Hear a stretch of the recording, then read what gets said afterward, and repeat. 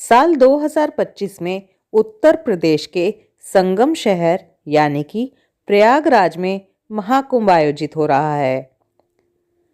ये दुनिया का सबसे बड़ा आध्यात्मिक मेला है। संगम में खास स्नान के लिए लाखों की संख्या में भक्त पहुंचते हैं। भक्तों के अलावा कई अखाड़ों के साधु, संत और अघोरी महाकुंभ में स्नान करने के लिए आते हैं। सिर्फ देश से ही नहीं बल्कि विदेशों से भी भक्त महाकुंभ में शामिल होते हैं। लेकिन क्या आप जानते हैं कि कुंभ का अर्थ क्या है? दुनिया के इस सबसे बड़े मेले में जाने से पहले आखिर इसका अर्थ क्या है वो जान लेते हैं। राधे कृष्णा आप सभी को।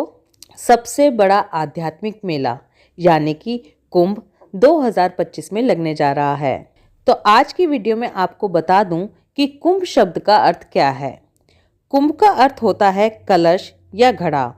ये कलश हिंदू पौराणिक कथाओं को दर्शाता है। कुंभ मेले के आयोजन को लेकर 2-3 पौराणिक कथाएं प्रचलित हैं, जिनमें से सबसे अधिक माने जाने वाली कथा देवता और दानवों के द्वारा समुद्र मंथन किए जाने को लेकर है। इस कथा के अनुसार महर्षि दुर्वासा के श्राप के कारण जब इंद्र और अन्य देवता कमजोर हो गए तो राक्षसों ने देवताओं पर आक्रमण किया और उन्हें परास्त कर दिया।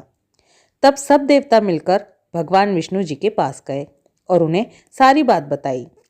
तब भगवान विष्णु ने उन्हें दैत्यों के साथ मिलकर क्षीर सागर का मंथन करके अमृत निकालने की सलाह दी। भगवान विष्णु के ऐसा कहने पर सभी देवता और राक्षस समझौता करके अमृत कलश निकालने की कोशिश में लग गए।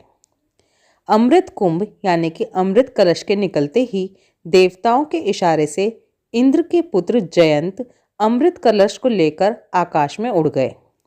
उसके बाद दैत्य गुरु शुक्राचार्य के आदेश पर दैत्यों ने अमृत को वापस लाने के लिए जयंत का पीछा किया और बहुत मेहनत करने के बाद उन्होंने बीच रास्ते में ही जयंत को पकड़ लिया।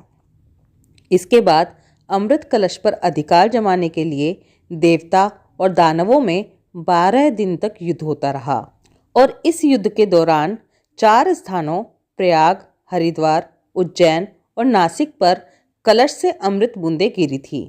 इस युद्ध को शांत करने के लिए भगवान ने मोहिनी रूप धारण किया और सबको अमृत बांटकर पिला दिया और देवता और दानवों के युद्ध का अंत किया। अमृत की प्राप्ति के लिए देवता और दानवों में 12 दिन तक निरंतर युद्ध हुआ था। देवताओं के 12 दिन मनुष्यों के 12 वर्ष के बराबर होते हैं, इसीलिए कुंभ भी 12 होते हैं।